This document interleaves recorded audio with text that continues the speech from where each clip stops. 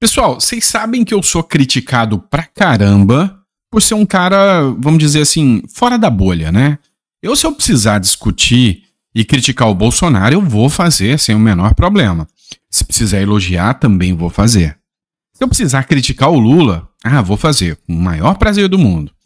Se precisar elogiar, se tiver a necessidade, eu vou elogiar, tá? É assim que funciona a regra do jogo. Eu não tô aqui pra agradar a bolha A ou bolha B. Ou seja, eu tô meio fora da casinha. Eu sou sincerão e é onde eu levo pancada pra caramba e o pessoal me critica muito. Mas olha só que insano isso aqui. Vamos levantar a discussão sobre a possibilidade do impeachment do Alexandre de Moraes. Eu fiz um vídeo onde eu critiquei o Flávio Bolsonaro.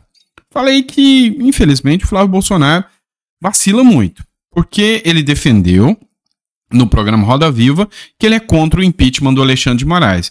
E eu falei que, é um fruto que caiu longe da árvore, né? E critiquei até a atuação dos filhos do Bolsonaro. Tá. É lógico que eu recebi críticas por isso. Se eu falei algo que não é unânime, alguém vai me criticar, e tá justo isso. Mas olha a discussão que nós vamos ter que fazer aqui. Achei interessante mais, o José Gilmar Rodrigues colocou uma publicação aqui. Obrigado, o José Gilmar. Olha só o comentário dele. Cara, não vai adiantar tirar o Alexandre. O PT vai indicar outro. Você é muito manipulável. Eu até nem sei porque eu vejo seus vídeos. Tudo certo. Vamos tirar o cara. Quem vai indicar o substituto? Quem você acha que vai ser indicado? Poderá ser até o Guido Mantega. Você não concorda? Pois é. Eu acho, do ponto que ele nem sabe por que assiste os meus vídeos, acho que é por causa dos lindos olhos azuis. Não, meu vídeo é divertido, vamos ser sinceros. A gente tenta quebrar um pouco, de forma séria, esse clima tenso da política. É um bate-papo legal, vamos lá. Você gosta de bater papo comigo, vamos ser sinceros. Brincadeira, vamos lá. Eu não penso assim, tá? Por que eu não penso assim? Você tem que entender que hoje o ministro mais poderoso do Supremo Tribunal Federal, sem sombra de dúvidas, é o Alexandre de Moraes. O Alexandre de Moraes, ele tem um ponto que o distingue dos demais ministros. Ele não foi indicado pelo Lula. Hoje, a grande maioria, acho que 8 ministros foram indicados por Lula, 2 por Bolsonaro e um, que eu acho que é o Gilmar Mendes, pelo Fernando Henrique, tá? Ou seja, na grande maioria, são um grupo petista. O Alexandre de Moraes não é petista. E o Alexandre de Moraes, hoje é o ministro mais poderoso, mas não foi do dia para a noite, tá? Foi uma construção, ou seja, levou anos até o Alexandre de Moraes conseguir construir essa estrutura de poder que ele tem hoje dentro do Supremo Tribunal Federal. Isso aqui é um exemplo prático, eu vou mostrar para você. O Alexandre de Moraes vem sendo questionado há muito tempo. O jornal Metrópolis fez a publicação hoje, tá? Essa matéria foi publicada, não sei se você consegue perceber aqui, ó. Vou colocar aqui na tela para você ver, ó, vai ficar azul aqui, ó. Há 5 minutos atrás essa matéria, tá? A Gleisi Hoffmann fez críticas ao Alexandre de Moraes em 2017, preocupada com a democracia. Dá uma olhada. Gleisi Hoffmann acusou Alexandre de Moraes de perseguir movimentos de oposição e disse que ele não tem isenção para ocupar uma cadeira no STF. Primeiro, para decidir sobre o caso do impeachment da presidenta Dilma, que tem um recurso no Supremo Tribunal Federal. Segundo, nos casos do Tribunal Superior Eleitoral, em que o Partido dos Trabalhadores está sendo julgado por várias ações. E mesmo na questão da Lava Jato, tem que se colocar, sim, sob suspeição. Então é muito preocupante tudo isso que nós temos em relação às posturas de Vossa Excelência. É por isso que nós questionamos aqui. Não é uma questão de mera militância ou filiação partidária. Aqui nós temos, inclusive, situações de perseguição partidária. Por isso eu acho que é muito importante e relevante que Vossa Excelência aqui de pronto se coloque sim sobre suspeição. Não me sinto constrangido e não acho que é o caso de declarar previamente impedimento e suspeição em nenhum caso. No momento em que, se Vossas Excelências me aprovarem e for ministro do Supremo Tribunal Federal, analisarei com base no Código de Processo Civil e no Código de Processo Penal. Nós temos muita preocupação em relação à postura dele no Supremo, até porque o que nós observamos dele na ocupação de cargos que ele teve foi uma utilização partidária. Então isso nos preocupa bastante. Nós não precisamos de um Supremo mais partidarizado ainda. Pois bem, pessoal, isso aqui aconteceu em 2017, quando o Alexandre de Moraes foi indicado. E a Gleisi Hoffmann falou que o Alexandre de Moraes poderia partidarizar o Supremo Tribunal Federal. E ele não entrou e começou a fazer isso de hora. Foi diferente. Ele foi construindo ali uma estrutura em cima da rejeição. O que aconteceu? Em um dado momento, lá em 2017, 2018, quando ele começou mesmo, o Alexandre de Moraes pegou a rejeição ao PT. E o Alexandre de Moraes fez algumas ações que foram contra o PT.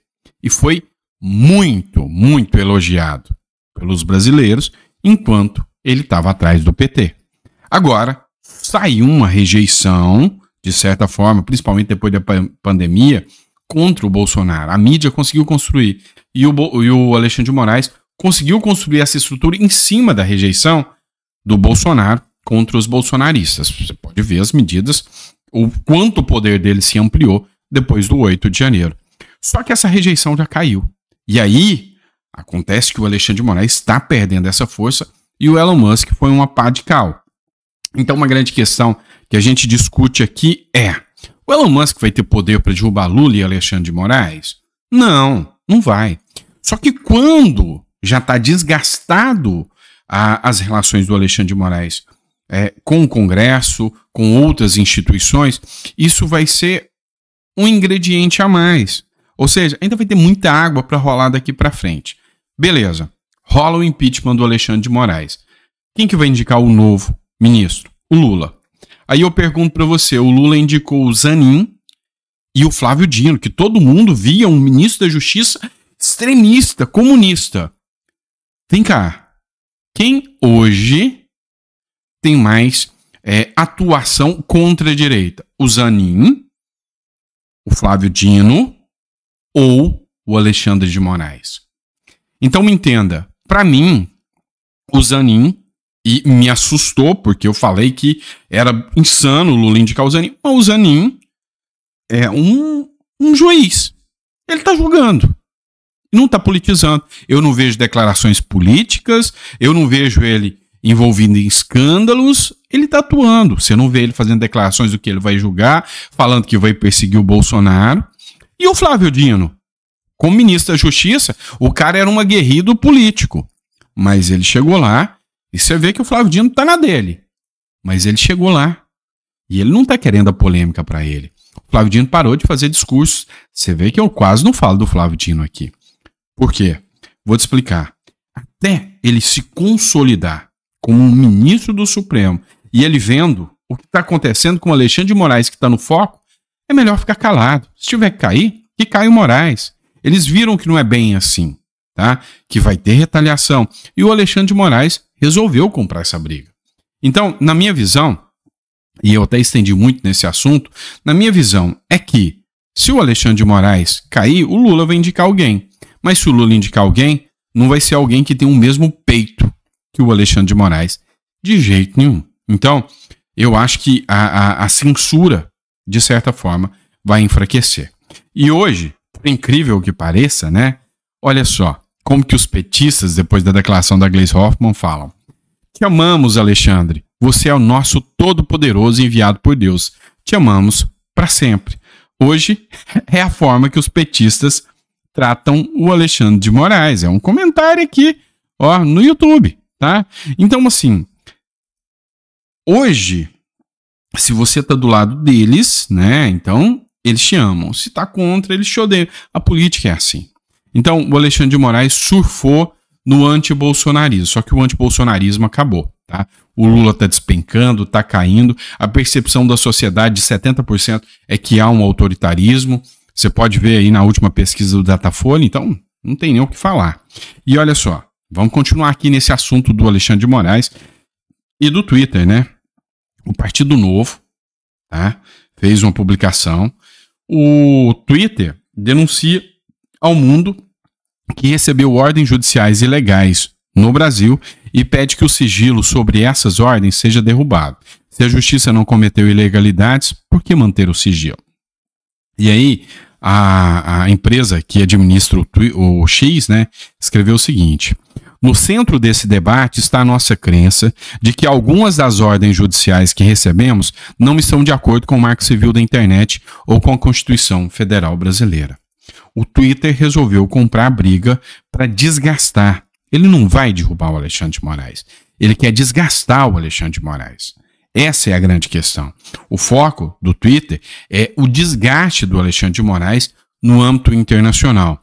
O Lula vai começar a sofrer pressão internacional, o Congresso vai começar a sofrer pressão internacional e o STF vai começar a sofrer pressão internacional.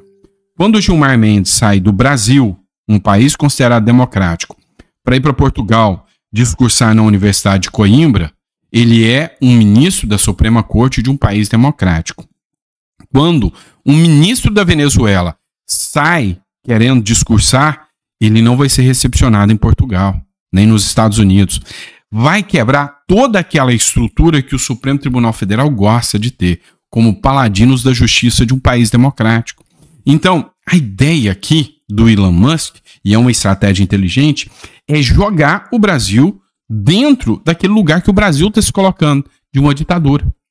Lógico, o Lula ajuda para isso, com aliança com o Maduro, com aliança com o Irã, com aliança dos BRICS, e o Alexandre de Moraes está sendo o fritado da hora. E é lógico que a própria corte vai começar a desgastar o Alexandre de Moraes quando a corte começar a sentir a força que o X tem lá fora, que o Elon Musk tem. Para vocês terem uma noção sobre essa história, olha o que o Leandro Ruschel escreveu. Ele que vive nos Estados Unidos. É simplesmente avassaladora a repercussão das denúncias de Musk nos Estados Unidos. Moro há 10 anos aqui e nunca vi qualquer assunto sobre o Brasil ser tão comentado. A percepção correta é de que algo muito grave está acontecendo no Brasil. Você tem noção de que hoje, se o Putin caminhar nas ruas dos Estados Unidos, ele vai ser achincalhado pelos americanos? Ou se o Putin caminhar na Europa sem seguranças, livre, igual o Gilmar Mendes anda nos cafés de Portugal, que o próprio europeu vai bater de cima dele? Se o Xi Jinping ou se o Kim Jong-un resolver, ou o Maduro resolver andar, vai ter alguém que vai chegar e falar: cara, você é um ditador. Pois é isso que está acontecendo em relação aos ministros da Suprema Corte. A imagem deles está sendo jogada lá fora como autoritários e ditadores. Olha o quanto isso é insano. Até o filho do John Lennon, o Sean Ono Lennon, ele escreveu: olha, você se lembra quando o Bolsonaro era o fascista? Pois é, eu também. Ou seja, está tendo uma repercussão insana. O mundo está observando aqui. Eles mentiam que o Bolsonaro que era o fascista, mas são eles que estão aplicando a ditadura? O Ed Raposo comentou, falou, eles amam fazer isso, acusar as pessoas daquilo que eles fazem. É o tempo de repensar, né? Biequices. Sim, os fascistas que respeitam a liberdade e nunca impôs isso a ninguém. Então, assim, o Nicolas comentou aqui também, todo mundo comentou aqui. Então, assim, cara, o filho do John Lennon, artistas famosos. Então, assim, o assunto o Brasil está sendo um dos assuntos mais comentados nos Estados Unidos. E, diga-se de passagem, de geografia, os americanos não são muito bons, tá? Só para vocês entenderem, eles vivem num mundinho e, cara, eles acham que o Rio de Janeiro é a capital do Brasil. Então, assim, os caras não manjam, acham que a gente fala espanhol, os caras não manjam nada. Mas um assunto furou a bolha e alcançou os Estados Unidos, o parlamento europeu alcançou lugares que nunca tinham chegado. E aí, pessoas como o Felipe Neto estão sendo desmascarados. Matéria do Pleno News, investigação diz que Felipe Neto atuou contra o Alan dos Santos. E o Alan dos Santos está começando a ter voz nos Estados Unidos.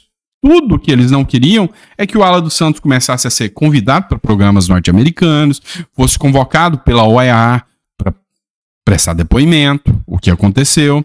Os jornalistas Michael Schellenberg e David Agap e Eli Vieira divulgaram nesta quarta-feira a segunda parte das investigações batizadas de Twitter Files ou Twitter Files Brasil. Segundo eles, o influenciador Felipe Neto tinha acesso privilegiado ao Twitter e foi procurado para tratar sobre as sanções impostas ao jornalista Alan dos Santos. O próprio monarca falou, então, agora fica comprovado que o Felipe Neto é um espião, né? É um agente do TSE e do sistema contra a direita no Brasil, ou seja, ele está muito mais do que um mero influenciador que expunha suas opiniões. Ele é um cara ligado ali dentro, e um influenciador que tem 40 milhões de seguidores. Entendeu? O negócio é pesado. O Felipe Neto tem seguidores pra caramba. Então, assim, o que está acontecendo? O que é o sistema hoje? O sistema é um organismo inteiro contra a direita e a liberdade de expressão no Brasil, tá? E é isso que o Elon Musk está trabalhando para mostrar para o resto do mundo, e parece que está conseguindo, porque furou a bolha do nosso discurso aqui no Brasil e alcançou o Parlamento Europeu, alcançou os Estados Unidos. O Elon Musk recebeu notificações do Congresso norte-americano para explicar o que está acontecendo no Brasil e quais foram os pedidos e as ordens do Alexandre de Moraes no Brasil. Então, o jogo tá ficando pesado. E você viu aquele comentário do "nós chamamos Alexandre de Moraes"? Pois é. Vou colocar uma publicação do Luiz Barsi aqui, tá? Ó, o Luiz Barsi colocou aqui, ó, eleitor de Lula afirma, acredita que Bolsonaro também é LGBT. Ele não pode ficar preocupado com a vida LGBT. Então, assim, eu acho que o Bolsonaro não é LGBT, né? Eu acho que não, tá? Mas não põe a mão no fogo por ninguém. Você também, eu acredito que você não imagina que o Bolsonaro seja LGBT. Mas o que eu quero levar em consideração para você é qual é o nível de instrução que eles querem que você mantenha para se manter eleitor do PT.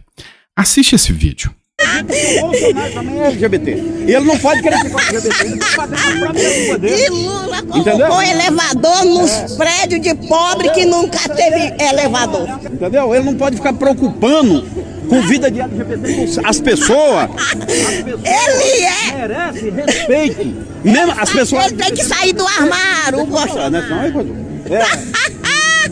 Ele merece respeito. E nós agradecemos o Lula pela simpatia e agradecemos o Lula que o Lula está empreando o social.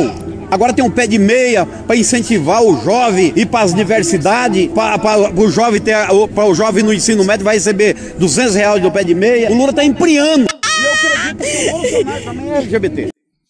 Então, assim, esse vídeo viralizou, tá? Viralizou. Sabe, o discurso que chega neles é o discurso que a grande mídia manda. Eu recebi um vídeo de uma fala do Alexandre de Moraes, né? Onde ele... E o vídeo não está editado, não. Onde ele fala, num trecho, que tem que se dar importância hoje ao rádio.